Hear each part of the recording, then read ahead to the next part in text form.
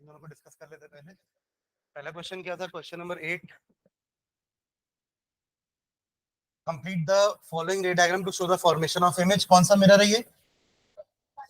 Convex है ना। Convex mirror, रे बन जा रही है, इसकी इंसिडेंट रे कैसे आएगी, सॉरी रिफ्लेक्टेड रे पैरेलल है ना प्रिंसिपल एक्सिस के, तो ये ऐसे रिफ्लेक्ट होके जाएगी कि ऐसा लगेगा कि it is coming from focus. वो आर नहीं, एक्चुअली वो एफ होगा ना। क्या बोलते हैं कि आर ही होगा, एफ होगा ना, क्योंकि ये तो आपका उसके आधे डिस्टेंस पे क्या होता है, फोकस। ठीक है, तो ऐसे पास होनी चाहिए, मतलब ऐसे डाइवर्ज होनी चाहिए कि लगे कि वो कहां से आ रही है, फोकस से होते आ रही। तो एक ये हो गया, और दूसरा तो बना वही है, एक्चुअली उसका भी इंसिडेंट रे बना है, रिफ्लेक्टेड रे तो यही होगा ना सेम, क्योंकि ये कौन सा केस है हमारा, जहां पे लाइट सेंटर ऑफ कर्वेचर से पास होते हुए जा रही है, तो इट ट्रेसेस द पाथ। तो इमेज कहां बन रही है आपकी, इस पॉइंट पर, ये आपकी इमेज, करेक्ट। ये हमारा कॉन्वेक्स मिरर का सेकंड केस है, when the object is placed between pole and infinity, कहीं पे भी। बाकी इंफिनिटी का तो पता है, अगर इंफिनिटी होता तो इमेज कहां बनती, फोकस पर, और उसके बाकी हर केस में कहां बनेगी, फोकस के पहले ही, यानी कि इसी रेंज में बनेगी कॉन्वेक्स मिरर की image her bar, accept at infinity जहां पर इमेज फोकस पे बनेगी। ठीक है, चलो क्वेश्चन नंबर, अच्छा इसमें तो आपको क्या बोला है, नेचर हो गया वर्चुअल इरेक्ट, पोजीशन हाँ behind the mirror between P and F, and size क्या होगा, डिमिनिश्ड। ठीक है, न्यूमेरिकल नहीं है, वरना यहाँ पे वैल्यू देता तो अपन वैल्यूज निकालते ना, ना आपको यू गिवन है ना इसका हाइट गिवन है, वरना आपको पोजीशन और साइज भी निकाल देते आप। ठीक है, ओके। सेकंड क्या बोल रहा है, state the sign of the image distance. V का साइन क्या होगा, पॉजिटिव, क्योंकि उस साइड बन रहा है, तो any measurement taken in the direction of incident ray is positive. ठीक है, इंसिडेंट रे का डायरेक्शन क्या है, incident ray left to right जा रही है, और आप इमेज डिस्टेंस को मेजर करने भी लेफ्ट टू राइट जाओगे, both the directions are same, तो साइन इज पॉजिटिव। ठीक है, चलो नेक्स्ट 8th में 10th में आते हैं। A student took 3 concave mirrors of different focal length 20, 15, 30. ठीक है, and perform the experiment to see the image formation by placing an object at different distances with these mirrors as shown in the following table. ठीक है, तो एक ही student है, उसने 3 अलग अलग मिरर लिए और फोकल लेंथ 20, 15 एंड 30। जब 20 का लिया तो ऑब्जेक्ट को कहां रखा, 45 पर, यानी कि बियॉन्ड सी। समझ में आ रहा कैसे समझे इसको। अब एफ अगर 20 है तो रेडियस 40 होगा, रेडियस 40 यानी कि कर्वेचर 40 पे है, और इमेज आपने ऑब्जेक्ट आपने 45 पे रखा है, यानी कि कर्वेचर के पीछे। सेकंड केस क्या हो रहा है, एट सी, है ना, focal length is F, double करेंगे 30 और ऑब्जेक्ट 30 पे ही पड़ा है, यानी कि एट सी। और ये वाला बिटवीन, देखो पी एंड एफ, अरे फोकल लेंथ 30 है, ऑब्जेक्ट 20 में ही है, मतलब पी एंड एफ हुआ ना, तो ये वर्चुअल वाला केस है। चलो अब पढ़ते हैं क्या क्या बोल रहा है। List 2 properties of the image formed in case 1। Case 1 की इमेज की प्रॉपर्टी क्या है, बियॉन्ड सी में इमेज कैसी बनती है, real and inverted and diminish की मैग्नीफाइड। डिमिनिश मैग्नीफाइड तो उसके बाद होनी चालू होगी, पहले हाईली डिमिनिश थी, फिर डिमिनिश होगी, फिर बराबर साइज की आएगी, फिर मैग्नीफाइड होगी, और हाईली मैग्नीफाइड होगी, और लास्ट केस में मैग्नीफाइड होगी। 3 केस मैग्नीफाइड वाले हैं, 2 केस डिमिनिश वाला है, और 1 केस सेम साइज वाला है। क्लियर है कॉनकेव में। तो केस 1 में अपन क्या लिख सकते हैं, the image is real and inverted, और दूसरी प्रॉपर्टी क्या लिख सकते हैं, diminished, image is diminished. Okay. Second, in which one of the cases given in the table, the mirror will form real image of the same size and y. कौन सा होगा, case number 2। Case number 2 में आपका image जो है वो same size का बनेगा, क्योंकि ऑब्जेक्ट रखा हुआ है सी पर, and when the object is kept at C, image is also formed at C, that too of same size. ठीक है, तो ये हो जाएगा आपका case number 2। Name the type of mirror used by dentist. कौन सा यूज करते हैं, concave. Give reason why do they use such type of mirrors. हाँ, enlarge image plus erect and virtual image, ताकि उनको मिरर में दिख जाए ना, अलग से स्क्रीन पे आपका दांत थोड़ी ना देखेंगे। जो डिवाइस आपके वो मिरर को अंदर डाल रहे हैं तो मिरर में ही दाग दिख जाएगा, राइट। इसलिए वो कौन सा केस यूज करते हैं, ये केस नंबर 3 यूज करते हैं, क्योंकि इतना अंदर लेके जा रहे हैं मिरर को, द ऑब्जेक्ट यानी कि your teeth is between P and F, और ऐसा जब होगा तो इमेज कहां बनेगी, मिरर पर ही, magnified image, virtual and erect. ठीक है, चलिए चलो नेक्स्ट स्टार्ट करते हैं। हमने कौन ये रिफ्रैक्शन स्टार्ट कर दिया था, राइट। ओके, डेफिनेशन लिख लिए थे रिफ्रैक्शन की, और मैंने थोड़ा सा समझाया था कैसे बेंड होगी, किस तरफ बेंड हो सकती है, towards the normal, away from the normal, denser medium, rarer medium, याद आ रहा है डेंसर मीडियम, रेयरर मीडियम? हाँ, क्या था denser medium? Example, solids denser medium होंगे, ऐसे मीडियम जहां पे पार्टिकल्स की डेंसिटी बहुत ज्यादा है, एक जगह पर बहुत सारे पार्टिकल्स हैं, डेंसिटी ज्यादा है, ठीक है। और रेयरल मीडियम क्या होगा, ऐसे पार्टिकल्स, ऐसा मीडियम जिसकी डेंसिटी कम है, वहां पे पार्टिकल्स थोड़े स्प्रेडेड है, जैसे एयर हो गया। हाँ, liquid compare to solids are also rarer, and gases compare to liquids are rarer. Gases तो दोनों से रेयर है, सॉलिड से भी और लिक्विड से भी, ठीक है। चलिए सिर्फ डेफिनेशन लिखे और कुछ नहीं ना, चलो उसमें कंटिन्यू करते हैं। ये तो है कि रिफ्रैक्शन क्या होता है, it is the phenomena of bending of light as it passes from one medium to another. अब इसका रीजन भी मैंने आपको बताया था कि ऐसा क्यों हो रहा है, क्यों बेंड हो रही है जब एक मीडियम से दूसरे मीडियम में जा रही है। हाँ, क्योंकि हर मीडियम में लाइट की स्पीड सेम नहीं है, किसी में ज्यादा है, किसी में कम है, तो कम से ज्यादा मीडियम में जा रही है या ज्यादा से कम वाले मीडियम में जा रही है, तो उस केस में, दोनों केस में क्या होगी, वो बेंड हो जाएगी, ठीक है। ओके, तो इसमें लिखेगा नीचे, the bending of light takes place because, the bending of light takes place because, the bending of light takes place because, the bending of light takes place because the velocity of light is different in different mediums. The velocity of light is different in different mediums. Velocity of light is different in different mediums. ठीक है, 3 medium में हम ज्यादा deal करेंगे इस पूरे chapter में, वो है ग्लास, वाटर एंड एयर या वैक्यूम, ठीक है। तो तीनों में स्पीड लिखते हैं, तो यहाँ पे लिखेगा मीडियम, एक छोटा सा टेबल बनाएंगे, उसमें एक कॉलम में लिखेंगे मीडियम और दूसरे कॉलम में लिखेंगे speed of light, speed of light, और ये वैल्यू हम मीटर पर सेकेंड में लिख रहे हैं, ठीक है। जो भी वैल्यू होगी वो मीटर पर सेकेंड पर होगी। तो पहला मीडियम ले लो, एयर ऑब्लिक वैक्यूम, दोनों में स्पीड सेम है। क्या स्पीड है इसकी, तो अपन ने लिखी है ना speed, 3 into 10 to the power 8, ठीक है। नेक्स्ट बात करते हैं वाटर की, लिक्विड मीडियम में हम वाटर यूज कर रहे हैं अगर, तो वाटर में लिख लेना, थोड़ी इससे कम हो जाएगी, 2.25 into 10 to the power 8, 2.25 into 10 to the power 8, और एक हम यूज करेंगे ग्लास,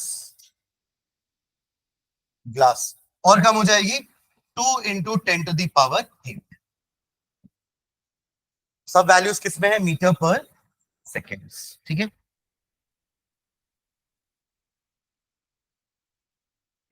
ठीक है, एक डायग्राम बनाएंगे, वही जो मैंने कल लास्ट क्लास में बनाया था। ये रहा एक, ये इंटरफेस है ना, इंटरफेस मतलब बाउंड्री।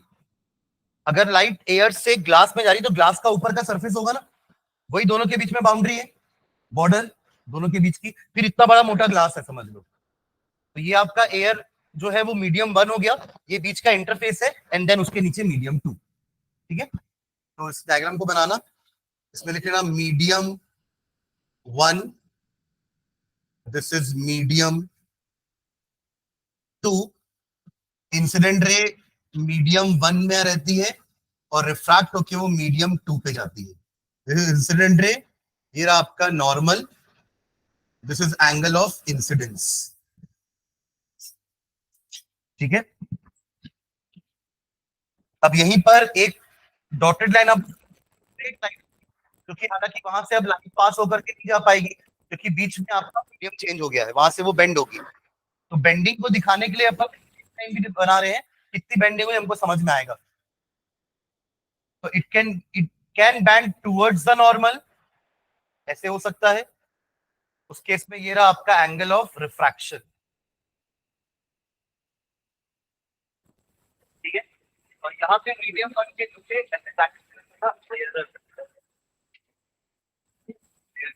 और नीचे यहाँ पे लिख रहे हैं ना डेंसर, ठीक है। एक डायग्राम और बनाएंगे जहां पे मीडियम वन को डेंसर लेंगे और मीडियम टू रेयरर। बनाइए एक और डायग्राम, इंसिडेंट रे तक तो बनाओ।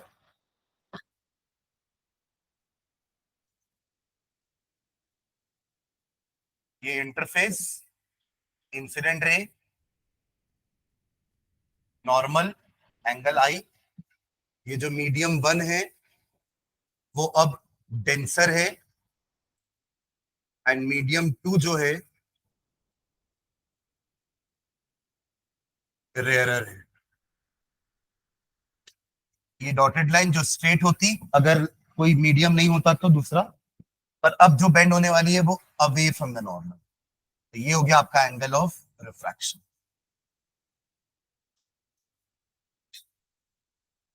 ठीक है। इसको मार्किंग भी कर देना। ये क्या है आपकी इंसिडेंट रे, इंसिडेंट रे ये हो जाएगी नॉर्मल, किसी एक डायग्राम में लेबल कर दो। और इसको बोलना रिफ्रैक्टेड रे, रिफ्रैक्टेड रे। वहां रिफ्लेक्टेड बोलते थे, रिफ्लेक्शन था वहां पर, यहाँ रिफ्रैक्शन हो रहा है, रिफ्रैक्टेड रे, ठीक है। दोनों के लिए एक लाइन लिखते हैं भाई। जब मीडियम रेयरल से डेंसर में जा रही है तो it let the light bend towards the normal, and when the light travels from denser medium to rare medium it bends away from the normal, ठीक है। दोनों को लिखते हैं, नीचे लिखना। If the speed of light, if the speed of light, if the speed of light in medium one is higher, if the speed of light in medium one is higher as compared to medium two, as compared to medium two,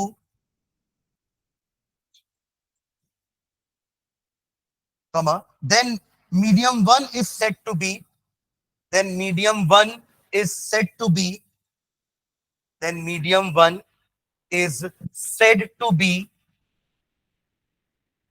optically,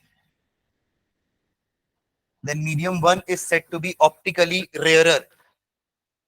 The medium one is said to be optically rarer, and medium two is called optically denser. Rarer denser का meaning लिख रहे हैं। ये rare का meaning क्या होता है?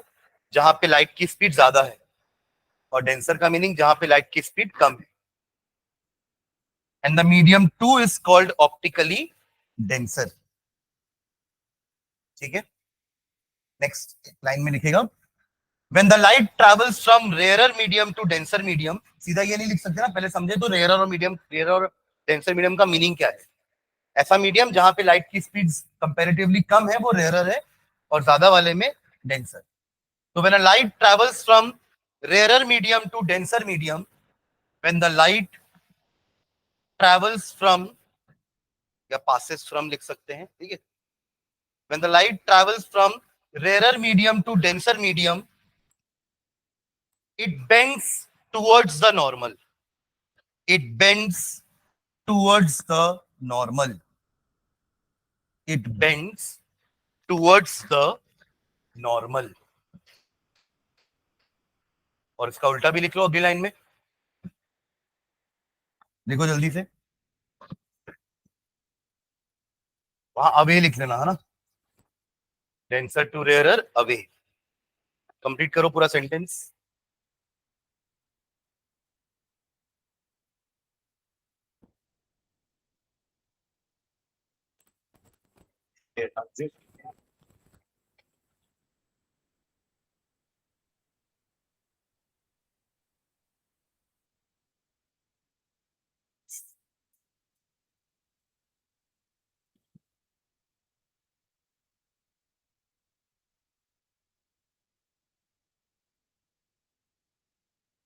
देखिए, when the light travels from denser medium to rarer medium, it bends away from the normal.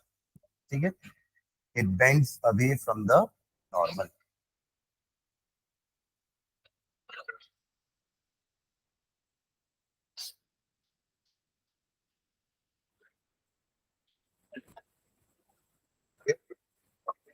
डालिएगा, refractive index, refractive index, refractive index, bracket में इसका सिंबल लिखेंगे, फिजिकल क्वांटिटी है refractive index, refractive index, bracket में इसका symbol लिखना, N से represent करते हैं, कुछ बुक्स में म्यू से रिप्रेजेंट करते हैं, म्यू, माइक्रो बोलते हैं म्यू, है ना, या फिर एन से। इसका मीनिंग क्या है समझते हैं, देखिए डेफिनेशन लिखेगा, refractive index of a medium, refractive index of a medium, refractive index of a medium is a physical quantity, is a physical quantity, is a physical quantity which gives a measure of the, it is a physical quantity which gives the measure of the measure of the bending of light, which gives the measure of the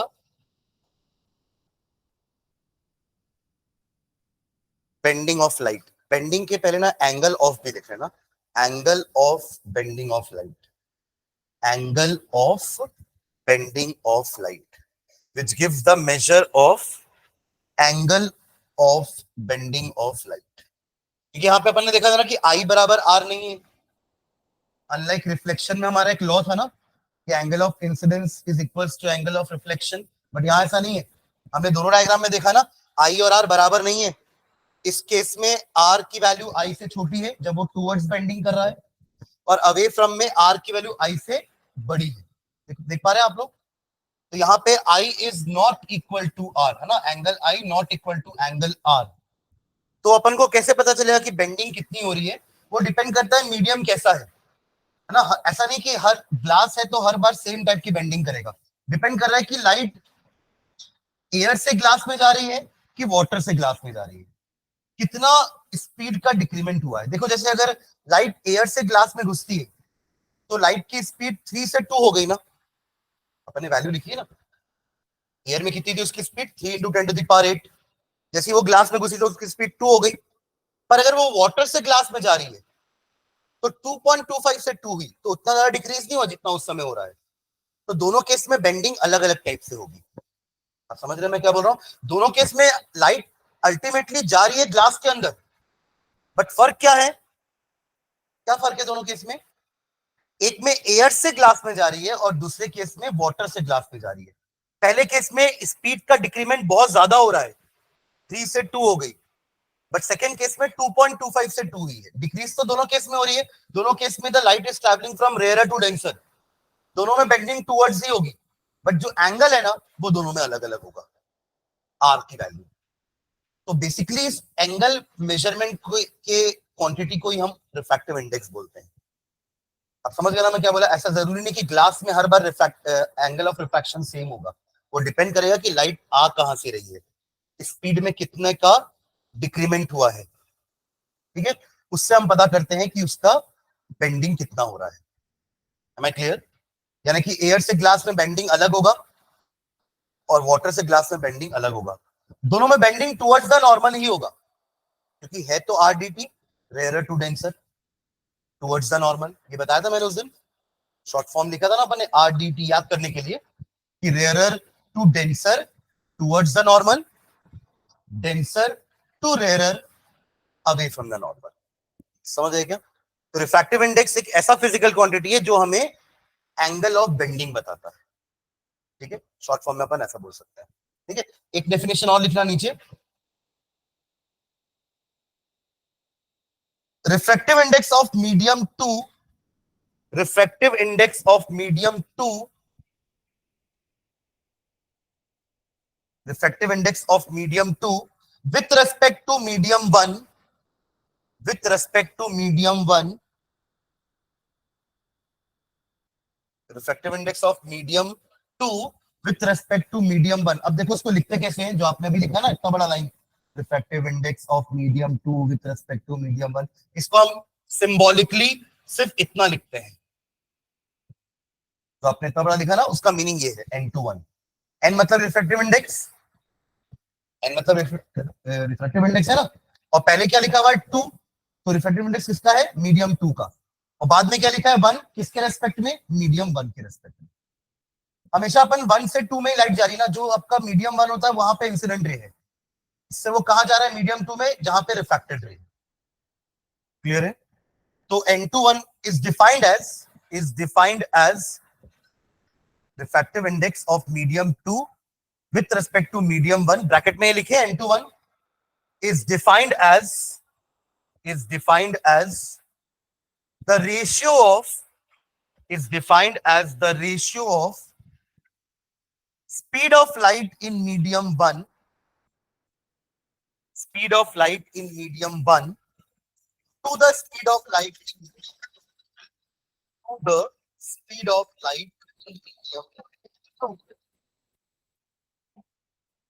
Repeat the definition.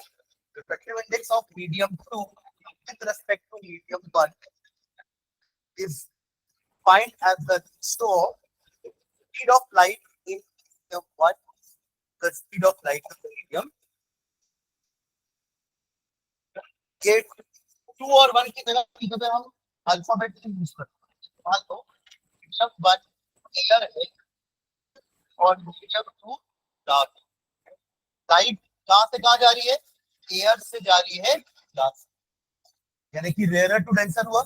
Again it will bend towards the normal, मेरा normal, और bend होकर के वो ऐसे आ जाएंगे like this.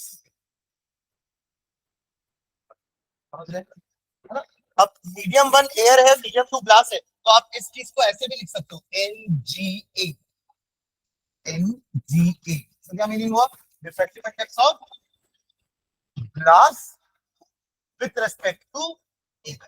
वही 2 की जगह ग्लास है और 1 की जगह एयर, तो आप 21 लिखो या NGA लिखो, ठीक है? तो अब हमेशा रिफ्रैक्टिव इंडेक्स मीडियम 2 का निकालते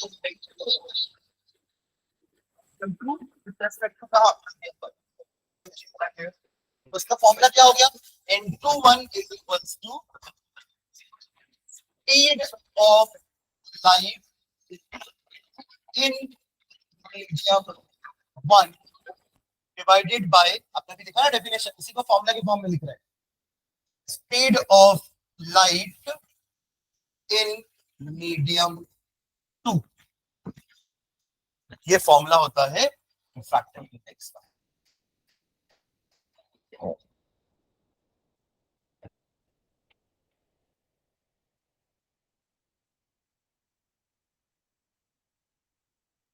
ठीक है, चलो इसके बाद कुछ और इसमें अपन आगे नेक्स्ट क्लास में पढ़ते हैं। 2 टाइप के रिफ्रैक्टिव इंडेक्स होते हैं, है ना, उसको अपन नेक्स्ट क्लास में डिफाइन करते हैं, और इससे थोड़े न्यूमेरिकल भी आते हैं, तो अपन नेक्स्ट क्लास में